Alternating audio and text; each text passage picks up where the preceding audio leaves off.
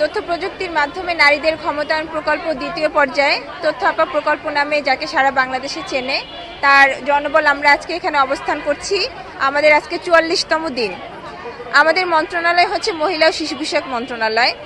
আমরা 2011 সাল থেকে আমাদের অফিসটা উপজেলাতে প্রান্তিক নারীদেরকে সেবা দিয়ে আসছে।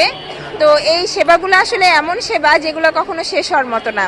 নারীদের অনলাইনে ফর্ম পূরণ করা থেকে শুরু করে তাদের প্রাথমিক স্বাস্থ্য সেবা, আইনি পরামর্শ, তারপরে উপজেলার বিভিন্ন দপ্তরে কোথায় কোন দপ্তরে তারা কোন সেবাটা পাবে, কোন সেবাটা তারা বিনামূল্যে পায় এবং কোন সেবার জন্য তাদের সামান্যতম ফিস আছে, সরকারি ফিস।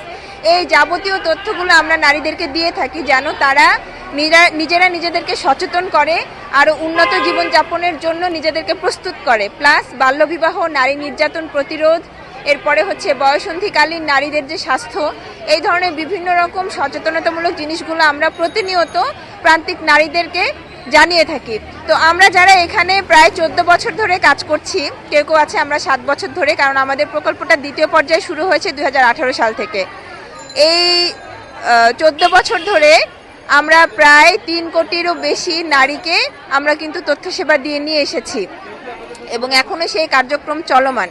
তো আমাদের যখন নিয়োগ দেওয়া হয় তখন আমাদের ডিপিপিতে লেখা ছিল যে প্রকল্পের মেয়াদ শেষে আমাদের বয়স থাকবে না সরকারি চাকরিতে আবেদন করার, এবং আমাদের দক্ষতা ও যোগ্যতা বিবেচনা করে মহিলা ও শিশু বিষয়ক মন্ত্রণালয় সমগ্রেডে রাজস্ব খাতে পদ সৃজন করে আমাদেরকে স্থানান্তর করবে।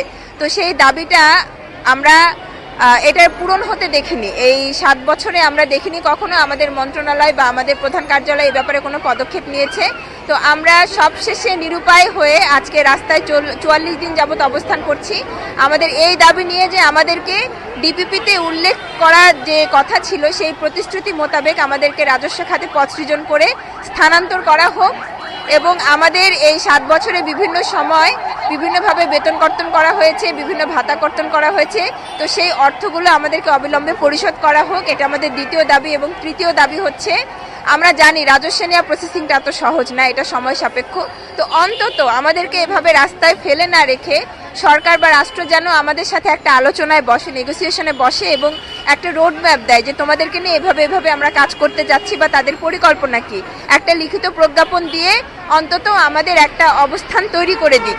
আমরা এভাবে অনিশ্চয়তায় 44 দিন ধরে বসে আছি, মায়েরা বাচ্চাদেরকে নিয়ে এখানে অবস্থান করছে। আপনারা দেখছেন আবহাওয়ার অবস্থা, রোদ, বৃষ্টি, ঝড় সবকিছু উপেক্ষা করে, এবং মেয়েদের হাইজিনের বিষয় আছে, মেয়েরা অসুস্থ হয়ে যাচ্ছে দিনকে দিন। অনেকেই আমাদের এখানে ভাইরাস জ্বরে আক্রান্ত, বাচ্চারা অ্যালার্জিতে আক্রান্ত হয়ে যাচ্ছে, মেয়েদের ইউরিন ইনফেকশন সহ বিভিন্ন ধরনের সমস্যা শুরু হয়ে গেছে।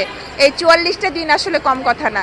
তো আমরা বারবার করে সরকারকে আহ্বান করে যাচ্ছি, আমাদের প্রধান উপদেষ্টা মহোদয়ের মানে আকুল আবেদন জানাচ্ছি তার কাছে, তার সদয় দৃষ্টি যেন এখানে আসে এবং তিনি মানবিক বিবেচনায়, আমাদের রাষ্ট্রের একটা মানবিক দিক আছে আমরা জানি, রাষ্ট্র যেন তার মানবিক বিবেচনায় অন্তত এই মেয়েগুলোর কর্মসংস্থানের কথা চিন্তা করে আমাদেরকে নিয়ে ভাবে এবং আমাদের দাবিগুলো নিয়ে তারা পারস্পরিক আলোচনার প্রেক্ষিতে একটা সমাধান আমাদেরকে দিয়ে দেয়। আমরা বাড়িতে ফিরতে চাই।